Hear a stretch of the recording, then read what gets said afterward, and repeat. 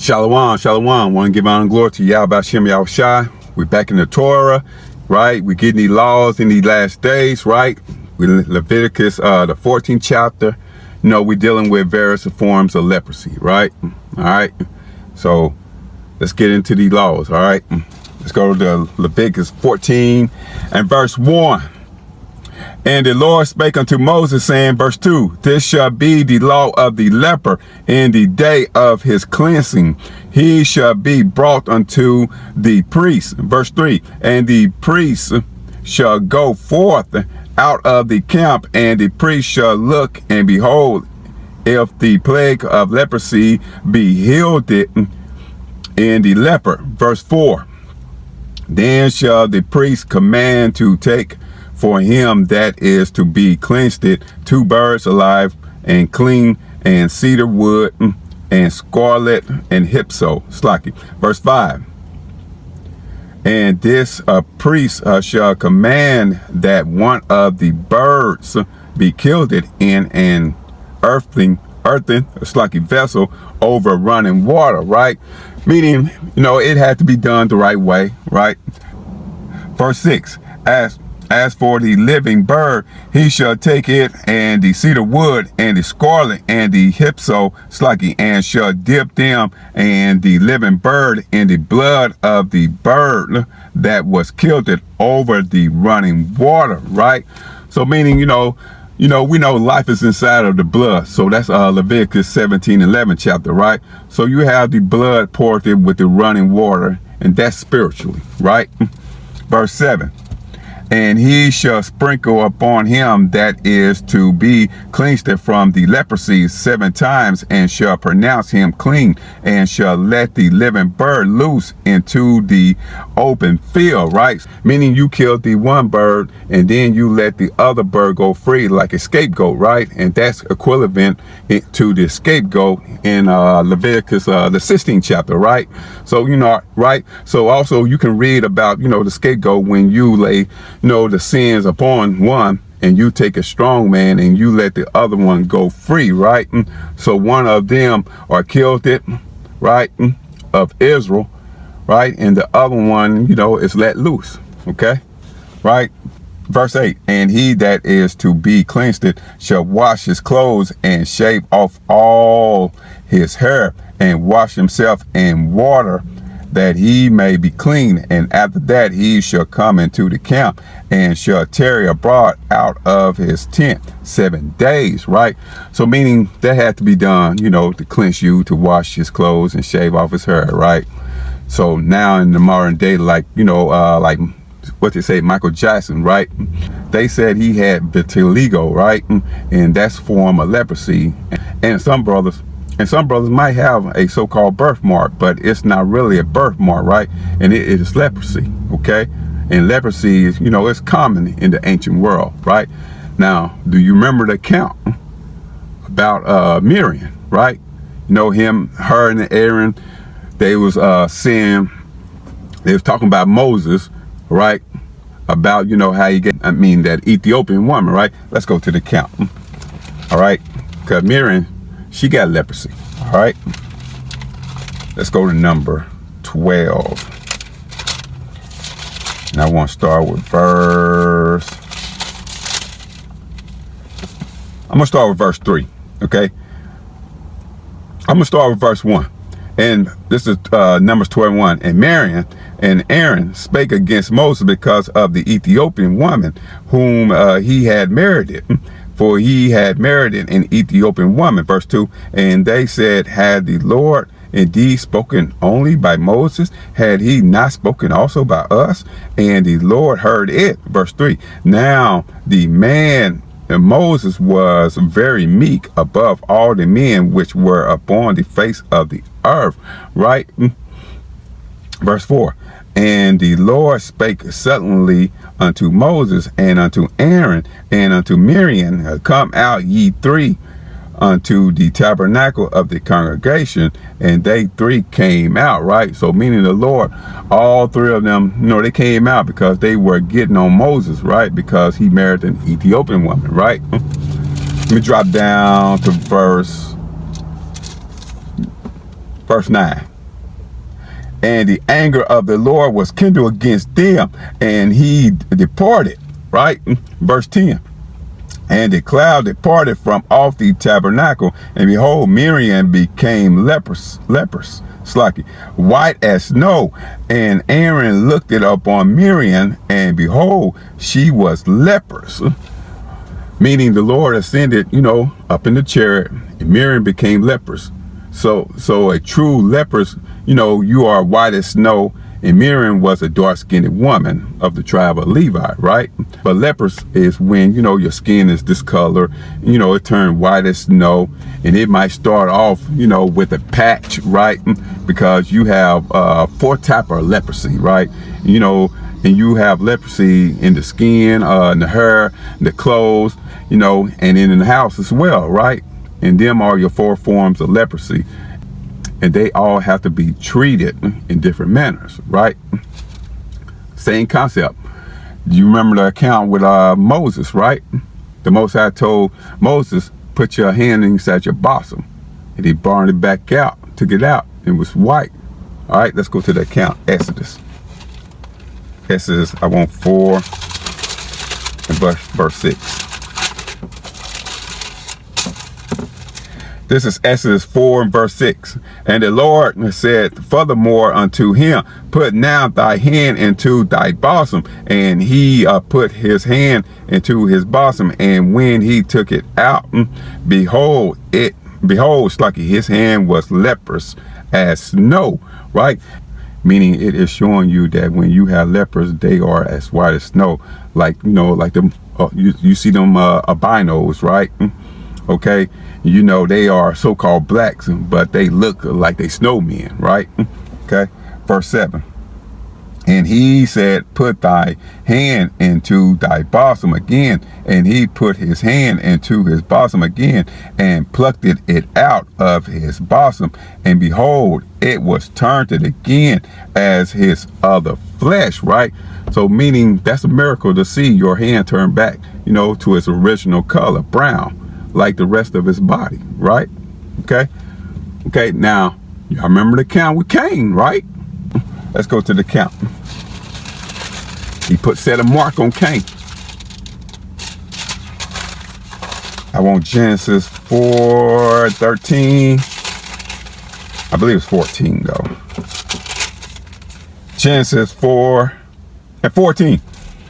Behold, thou hast driven me out this day from the face of the earth, and from thy face shall I be hid, and I shall be a fugitive and a vagabond in the earth. And it shall come to pass that every one that findeth me shall slay me, right? So meaning Cain, man, he knew his punishment, all right? And he knew he wouldn't have any mercy or blessing or anything from the Lord evermore, right? Okay, right. So Esau, he's a fugitive. He's a vagabond, right? He in everybody's country, right? To see what he can steal, right? Okay, because he has no home, right? And his home is the Caucasus Mountain, right? In Mount Seir, all right? And everyone that findeth me shall slay me, because everyone had dark skin back then, okay? Right? Verse 15. And the Lord said unto him, therefore whosoever slay Cain, vengeance shall be taken on him sevenfold. And the Lord set a mark upon Cain, lest any finding him shall kill him, right? Meaning the Lord had to physically set a mark upon Cain, right? To let everyone know who this man was, right? Okay, so he couldn't be touched, all right, until he be brought forth on a deeper level, right? To be killed, right? So the Lord changed the Cain complexion, all right? So no matter where Cain go on the earth, right? And you will be able to know that this man is Cain, okay? Right? Let's go back to Numbers. I want to finish it off. Let's go back to Numbers, the 12th chapter. This is number 12, and I want verse 11.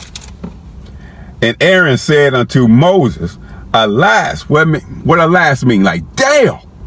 So when Aaron seen Miriam, changed to white snow, he's like, damn. He said, alas. So basically he said, damn. All right. Let me read that again. And Aaron said unto Moses, alas, my Lord, I beseech thee, lay not this sin upon us, wherein we have done foolishly, and wherein we have sinned it. Right. So when Aaron saw what the Lord did to Miriam, right, and Aaron said, alas, lay not this sin upon us, we have done foolish, and we have sinned it. Right. Verse 12, let her not be as one dead, of whom the flesh is half consumed, when he comes out of his mother womb. Right. Who that remind you of? That's remind you of Esau. Right. That's Genesis 25 and 25. Okay.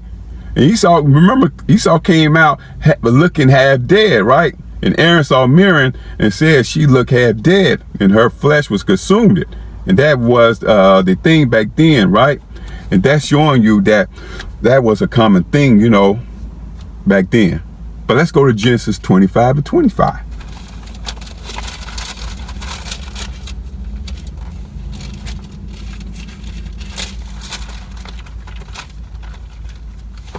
This is Genesis 25 and verse 25. And the first came out red all over like an hairy garment, and they called his name Esau. Right. So meaning, you know, Esau in the Hebrew means he wasted. All right. Okay. So, you know, Esau, he's a dead man. He's half consumed, walking around. Okay. Right. So let's go back. I want to go back to Numbers again. Let's finish this off.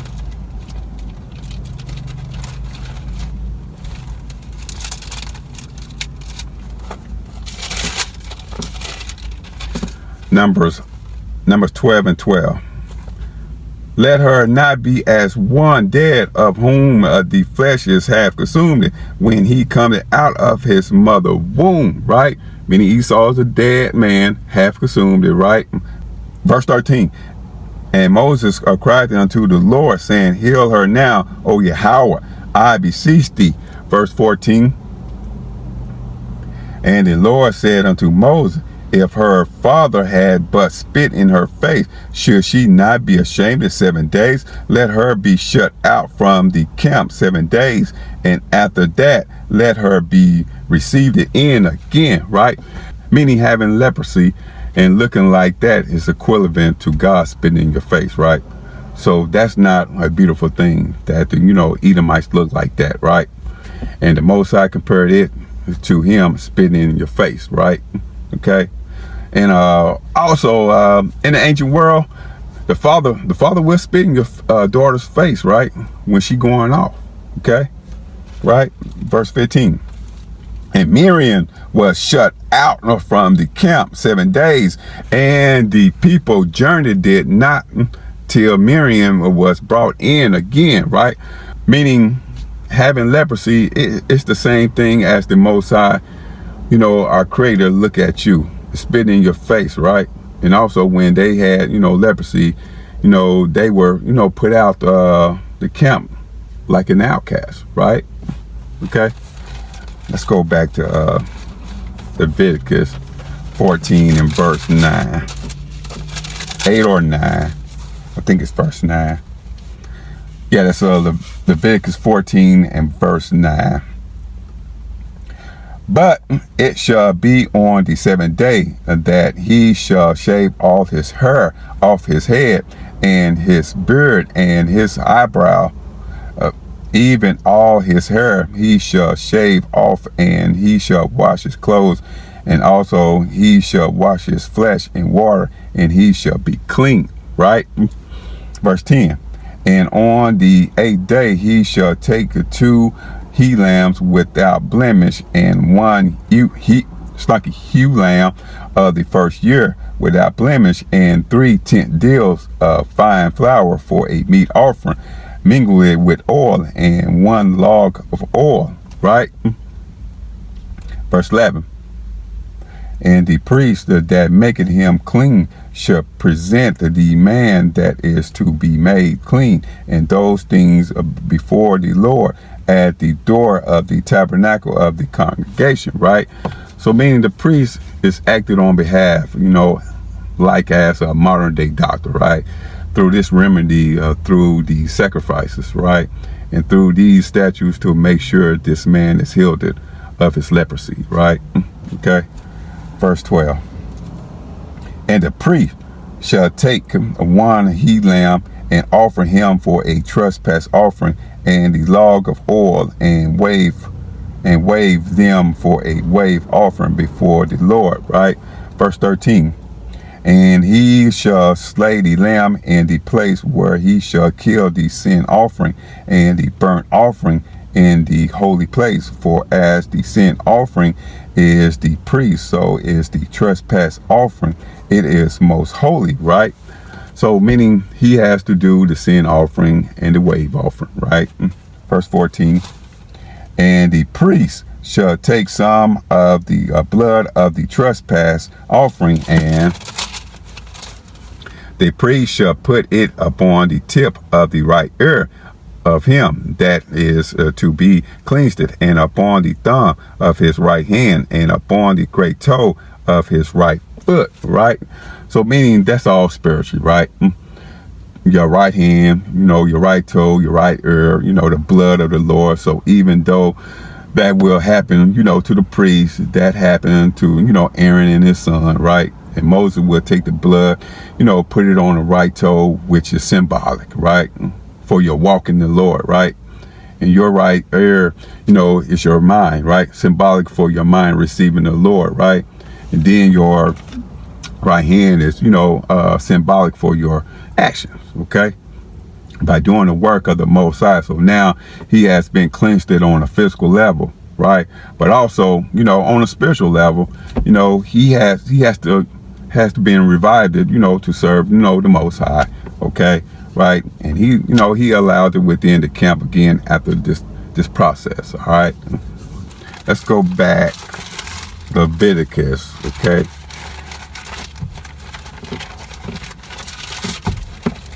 Let's deal with the Leviticus. Let's go to the 13th chapter, right? The leprosy of the head, right? Let's talk about the leprosy in the head. That's Leviticus 13. I'm going to start with 29. This is Leviticus 13 and verse 29.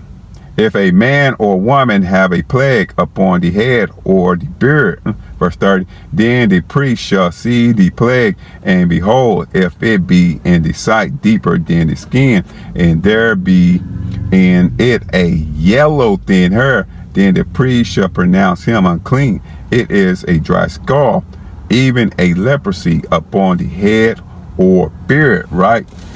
Meaning a yellow thin hair is leprosy, okay? And our people, they got leprosy because they are putting that blonde, in their head, right? If you ever look up Lil Kim, Future, Mary J. Blige, man, it's more with blonde, hey, I be passing by these beauty salons, they got they got their posters on the windows, and that's all you see, so-called black girls, Eve. They got blonde wigs on, okay? Their hair dyed or whatever, okay? So they promoting this, all right? Okay? Don't know they got leprosy, okay? Right? So, they trying to look like, them lepers, blonde Edomites, right? Okay? And Jake, hey, man, they bleaching their skin, they putting it in their hair, okay? Right? Trying to look like the Edomites, okay? Right. So if it's a yellow thin hair, then the priest shall pronounce him unclean. All right. 31. And if the priest look on the plague of the scab, and behold, it be not in sight deeper than the skin, and that there is no black hair in it, then the priest shall shut up him that had the plague of the scab 7 days, right? Meaning they got to look at it and see if this thing is going to spread or not, right? And look and see if it's deeper than the skin. So if it's not any black hair in it, all right, the priest has to shut up him that had the plague of the scab 7 days, okay? 32. And in the 7th day the priest shall look on the plague, and behold, if the scale, the scale spread not, and if there be in it no yellow hair, and the scale be not in sight deeper than the skin, meaning they have to give him 7 days, right? Because hopefully, it does not spread, all right? And it is kind of mitigated, and it's shut down, right? 33, he shall be shaven, but the skull shall he not shave, and the priest shall shut up him that had the skull 7 days more. 34, and in the 7th day the priest shall look on the skull, and behold, if the skull be not spread in the skin, nor be in sight deeper than the skin, then the priest shall pronounce him clean, and he shall wash his clothes and be clean, right? 35, but if the skull spread much in the skin after his cleansing, right, meaning he's unclean, right? Now let's deal with the leprosy in the house, okay? Let's go back to 14 and start with 33. Leviticus 14 and 33, all right? And the Lord spake unto Moses and unto Aaron, saying, verse 34, when ye be, let me read that again. When ye be come into the land of Canaan, which I give to you for a possession, and I put the plague of leprosy in a house of the land of your possession, right? So meaning the Lord, he put the leprosy on you, right? And the Lord even put a spirit, on you to give yourself leprosy, right? With that bleaching, bleaching your skin, and the Lord made you to do that, right? And made you to get that blonde hair so you can get put to death, right? Okay?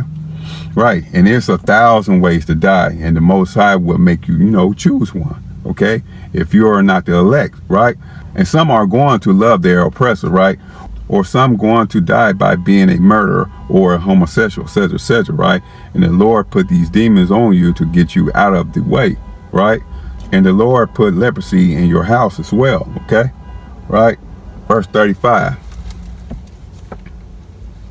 And he that owned the house shall come and tell the priest, saying, it seemed to me there is as it were a plague in the house, right? Meaning, that's equivalent to mold and mildew in your house, and you have, tell the priest about it, right? Verse 36, then the priest shall command that they empty the house before the priest go into it to see the plague, that all that is in the house be not made unclean, and afterward the priest shall go in to see the house, right? So meaning, you have to take all your furniture out, and this is equivalent, for your house, getting inspected before the priest go into it, right? So see the plague, and people have to be removed it. Otherwise, it will spread, and, things have to be removed because it could start from the wall, right? And then, might grow into the ceiling, into another room. So you have, check it while you can. Okay. Right. And you got to cut it off before it spread. All right. Verse 37, and he shall look on the plague, and behold, if the plague be in the walls of the house with hollow strikes, greenish or reddish, which in sight are lower than the wall. Meaning you see that in your house, greenish or reddish, right? And you have to look for details for it can, be mitigated, okay, before it spread. And priest has to check this thing even on a spiritual level, right? And we are the house, and we have to make sure we don't have any plagues inside of us, okay? Right? And we have to look diligently inside, right? And you can't say, I am just looking, and you just leave, and you might miss a spot, right? Okay? We might have to, have spots or blemish within our house, okay? And it's up to us to inspect it. Right? And we got to find out what's inside of us, right? And causing us to be separated from the Most High, all right? Verse 39. And the priest shall come again the 7th day, and shall look, And behold, if the plague be spread in the wall of the house, right? Meaning they came again, the plague is all over the house, right? Just think about it on a spiritual level, right? Okay. And you got a plague in your house, and you see it there, and you have time to repent, and the plague is spreading, right? And let's see what happens, with the plague spreading on a physical level, right? On the next verse, verse 40. Then the priest shall command that they take away the stones in which the plague is, and they shall cast them into an unclean place without the city, right? Okay, meaning take away the stones, and we are like the stones, okay? And it might be one stone, with a plague on it, and if you don't take that stone away, right, and that's going to spread to the other stones, okay, right? And we are all stones, and if one brother have a plague on him, meaning leaven, and we have to remove that brother, okay, because it might affect the entire body, okay, right? Because we are lively stones, okay? Don't I tell you that?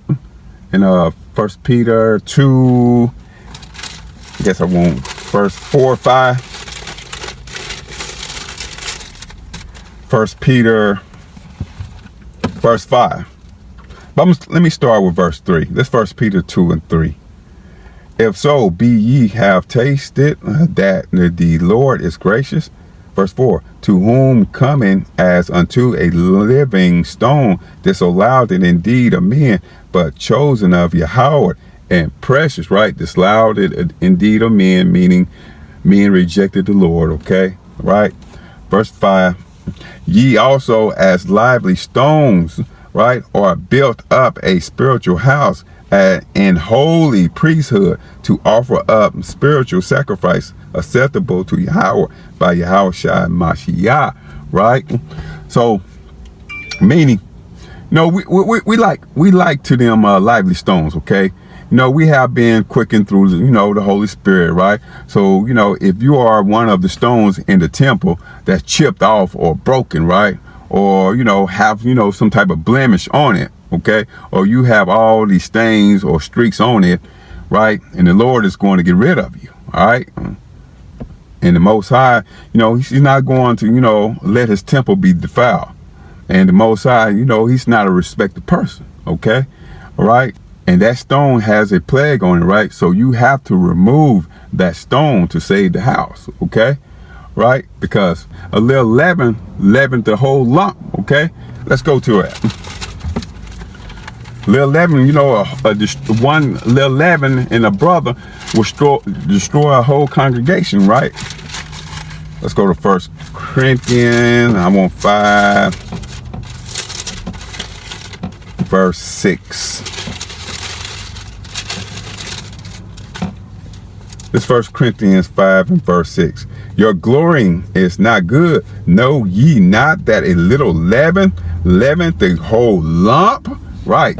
Meaning it might be, a small spot in your house, right?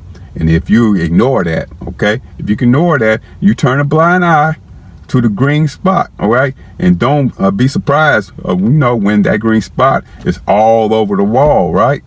And you have to check it, right? And take it seriously, okay? All right? Because we know a little leaven leavened the whole lump, okay? So we have to be careful and examine these matters, okay? And we have to check to see if we have spots on us, okay? Right? Because the Lord can remove any one of us in any time, okay? Right? So you could be plaguing the whole house and troubling the camp and bringing them demons around the camp, right? Okay? And casting lots to see, who this lot fall on, right? Okay? And for example, you might ask this brother, all right, what are you doing behind the dark, all right? And he's telling everyone he's committing adultery, okay? He's unclean, okay, right? So them brothers, they have to get rid of that brother, okay, right? So you can save the brotherhood, all right? Okay? Right. Verse 7. Purge out therefore the old leaven, that ye may be a new lump, as you are unleavened. For even Mashiach, our Passover, is sacrificed for us. Okay? Meaning you have to purge out the old leaven, all right? And this means to cleanse thoroughly when you look it up in the Greek, right? And to get rid of it, for you can be a new lump, and you are unleavened, all right? So, right, so we got to purge out that old leaven, okay? Right? So if your right eye offend you, you got to pluck it out. Let's go to that scripture. It's Matthew 5. I want 5 and verse 30. I'm going to go with first. I'm going to start with 29. This is Matthew 5 and 29. And if thy right eye offend thee, pluck it out and cast it from thee, for it is profitable for thee that one of thy members shall perish, and not that thy whole body should be cast into hell. Right? Meaning the both side, he said, pluck it out. Whatever you lusting after, right? And it could be pride or stubborn, hatred, fornication, etc., right? And whatever it is, you have to check that thing at the door, okay? Right? And pluck it out and get rid of it, all right? So you don't want these things to grow, right? Because that will be your downfall right there if you let it grow, right? So if you don't repent or go on a fast, right, it could spread like 7 demons, okay, and overtake you, all right? You will fall out the truth, all right? So you got to check that, you got to check that at the door real quick, all right? Verse 30. And if thy right hand offend thee, cut it off and cast it from thee, for it is profitable for thee that one of thy members should perish, and not that thy whole body should be cast into hell. Okay? Right. Meaning cut off your right hand. So that's not literally cut off your right hand, okay? All right? That's meaning, like your pride, you being stubborn, okay? etc., right? And a lot of men are going to be cast into destruction, okay? Because, they don't want to, they don't want to cut off, the things that they admire the most, okay? Right? That they feel like they need, okay? Right?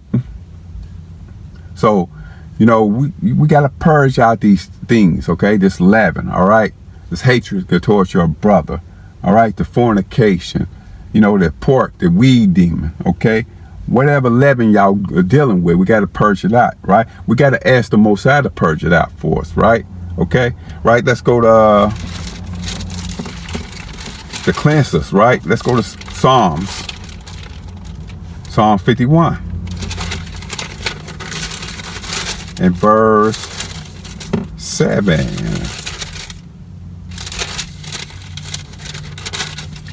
This is Psalm 51 and verse 7. This is Psalm 51 and 7. Purge me with hyssop, and I shall be clean. Wash me, and I shall wither than snow. Right? So, meaning we gotta ask the Lord to purge us, all right? And be purged, isn't fun all the time, right? And it's going to hurt, right? And you are up scrolling on your phone, right? Looking at IG, looking at them girls with working out, or even tight shorts or whatever, or porn, right? But you gotta fight it, all right? And you have to, you gotta purge that. You have to purge yourself like hyssop, okay? Right? And you will be clean when the Lord purges you, right? And the things you were doing before you came into this truth, the Lord purged that out of you, right? And now we have no desire for it, right? So that's the concept. We shouldn't have no desire for it after, the Most High purged that out of us, okay? Right? When we came in this truth, right? That's what we got to fight. Ask the Most High to purge these things out of us, okay? Right? We got to kill that old man off daily, okay? Right?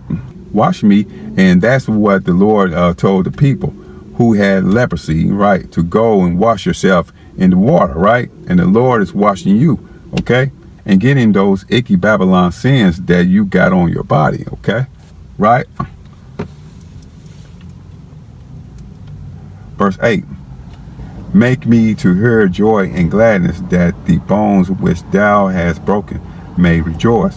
Verse 9, hide thy face from my sin, and blot out all my iniquities. Verse 10, create in me a clean heart, O Yahweh, and renew a right spirit within me. Right? Meaning you have the plague in your house, and it doesn't come out. And what do you got to do to that house? You have to destroy it. All right? And everyone who's coming to this truth, and you got to destroy it. Right? And be brought down to your lowest point. For the Lord can create you a new heart. Right? And the Lord isn't dealing with a proud man. And you have to be on a base low level, for the Lord can build you up. Right? And that is building you a new heart after you have been washed it with hyssop, okay? And making you more tried and refined in the gold. And now you are getting built up again, okay? Right? Let's go back to Leviticus. Let's go back to Leviticus 14, verse 39.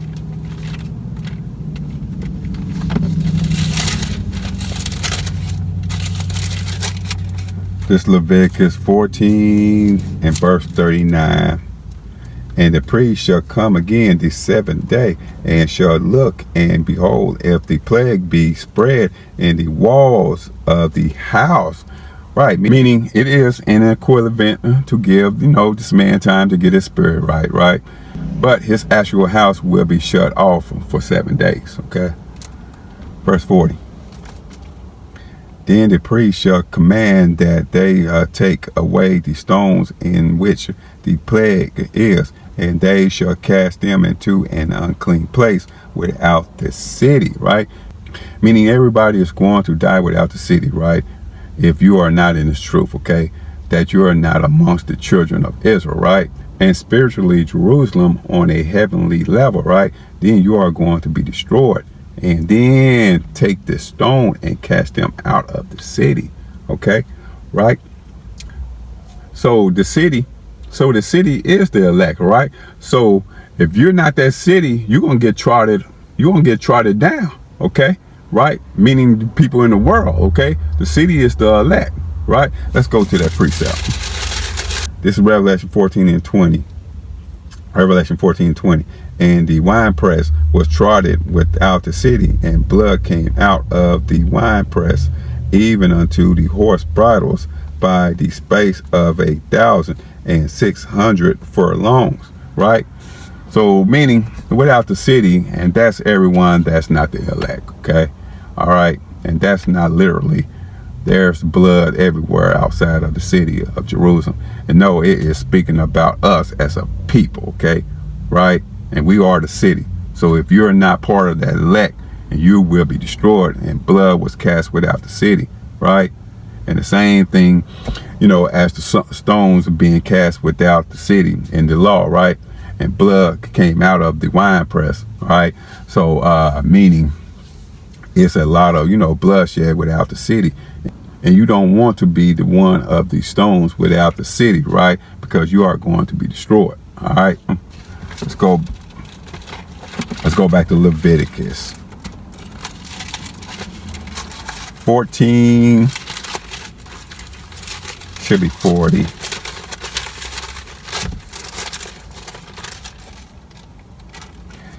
This is Leviticus 14, verse 40. Then the priest shall command that they take away the stones in which the plague is, and they shall cast them into an unclean place without the city, right? Cast them into an unclean place without the city. Meaning if he's unclean, he is fit to be with the unclean, right? You have all these demons on you and send him back into the world, right? Verse 41. And he shall cause the house to be scraped it without round about, and they shall pour out the dust that they scrape off without the city into an unclean place, right? 42.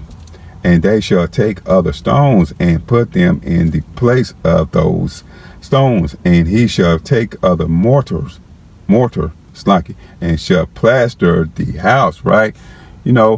Take other stones, meaning like the Lord don't need us, right? And this is spiritual, okay?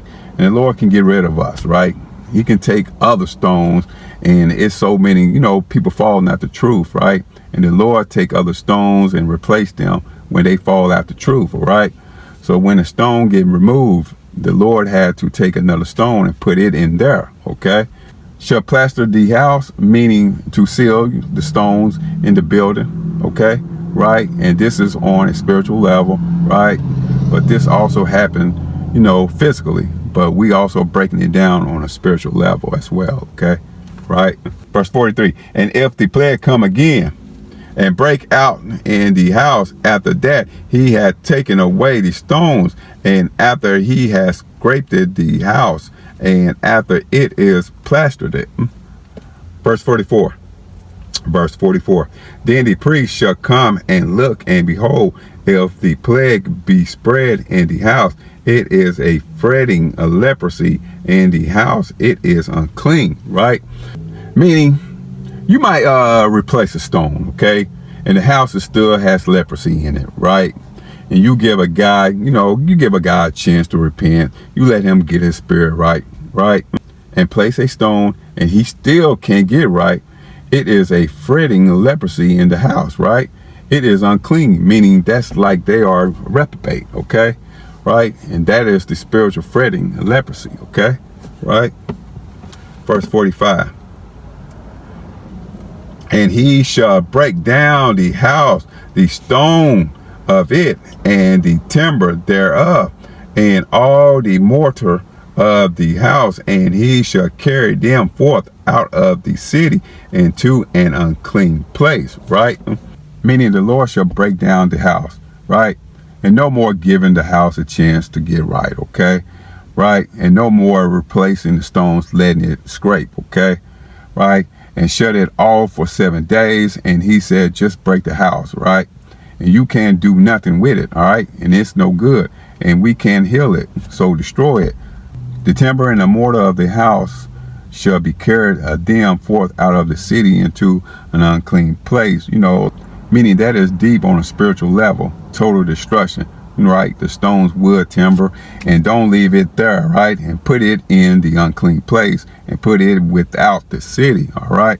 Verse 46, moreover, he that goeth into the house all the while that it is shut up shall be unclean until the evening, right? So meaning on a spiritual level, right? These demons will hop on you if you go into the house, right? While it is shut up, and be unclean until the evening, right? For example, okay, if a brother, commit adultery, right? And the other brother, he wants to go hang out with him, right? Because he got removed from the camp, all right? And the brother went over to his house, and them demons hopped on that brother, right? And now he's bugged out, right? So it is very important to keep yourself from the unclean thing, okay? Right? So this is Leviticus 14 chapter, right? It's dealing with various forms of leprosy, okay? Right? So, you got form of leprosy in the house, physically, and and this is spiritually as well, okay? Right? So this is the laws of how you deal with it, all right? Okay? So you brothers and sisters, right? Go to Dollar Tree, go to Walmart, get you some pen, paper, folders, write these precepts down, go over these laws, okay? Right? But anyway, I want to give honor and glory to Yahweh Ba'ashem Yahushua. Shalom.